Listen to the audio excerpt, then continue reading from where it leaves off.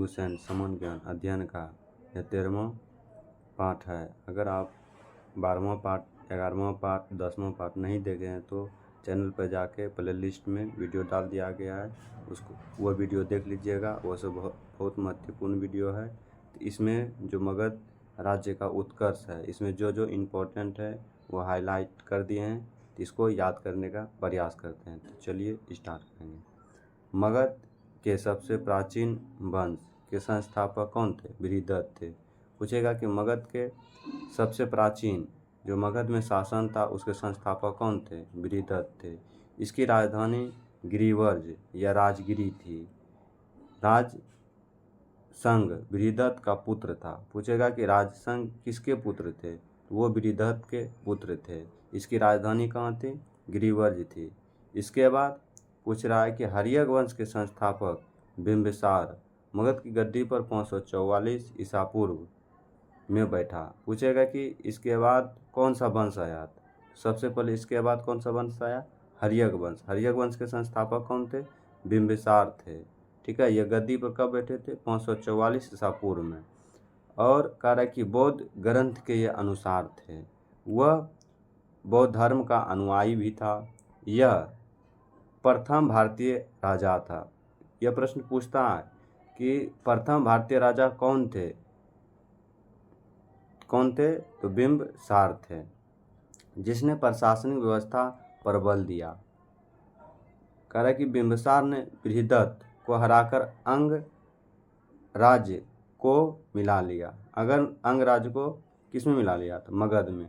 मतलब ये जो बृहदत्त था इसको हराकर क्या किया था? वो बिंबिसार ने अंग के राज्य को किस में मिला लिया?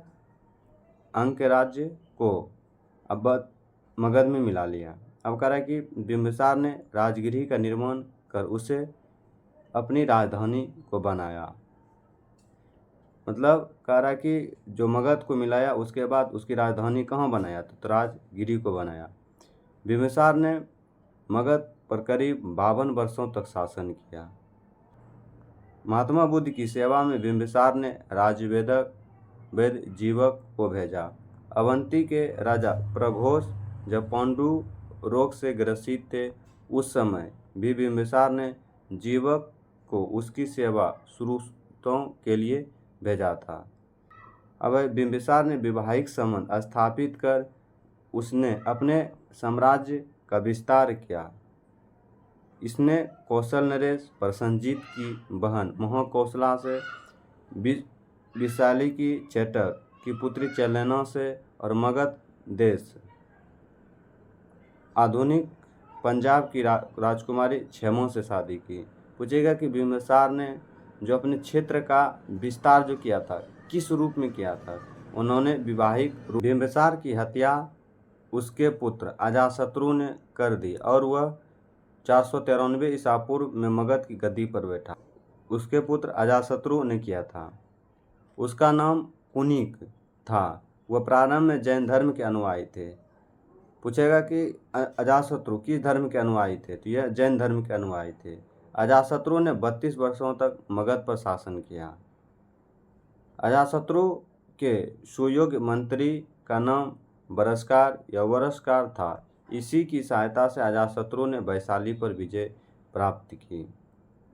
जैन ग्रंथों से पता चलता है कि लिच्छवियों से युद्ध में अजातशत्रु ने प्रथम बार रथ, मुसल, आधुनिक टंकों के समान तथा महाशिला, कंटक, गुलिक जैसे 2 गुप्त हथियारों का प्रयोग किया। पहला किसका था? कंटक या रथ, मुसल और महाशिला का प्रयोग किया। 461 ईसा पूर्व में अपने पिता की हत्या कर उदयन मगध की गद्दी पर बैठा। अब कह रहा है कि मगध उदयन ने पाटलिग्राम की स्थापना की। वह जैन धर्म का अनुयायी था। पूछेगा कि पाटलिग्राम की स्थापना किसने किया था? यह बार बार प्रश्न पूछा जाता है। तो किसने किया था? उदयन।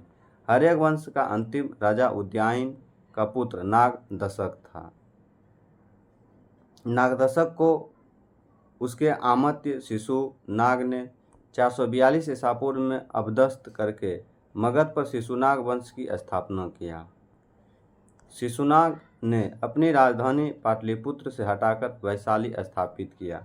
पूछेगा कि किस वंश के द्वारा पाटलिपुत्र की राजधानी को हटाकर वैशाली स्थापित किया गया?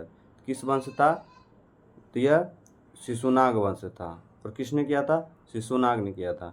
शिशुनाग का उत्तराधिकारी कालाशोक पुनः राजधानी को पाटलिपुत्र ले गया और शिशुनाग वंश का अंतिम राजा नंद प्रधन था।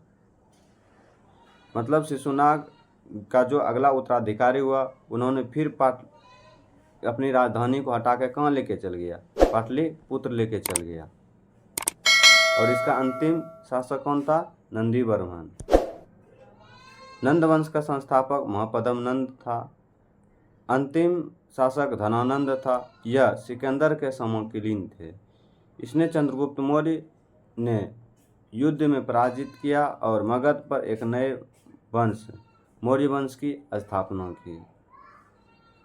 कह कि नंदवंश का संस्थापक कौन था? महापद्म नंद था। और अंतिम शासक कौन था? धनानंद था। धनानंद को हराकर चंद्रगुप्त मौर्य ने किस वंश की स्थापना किया? मौर्य वंश की स्थापना किया था। अगर वीडियो अच्छा लगा हो तो वीडियो को लाइक, सब्सक्राइब और शेयर करें। Thank you.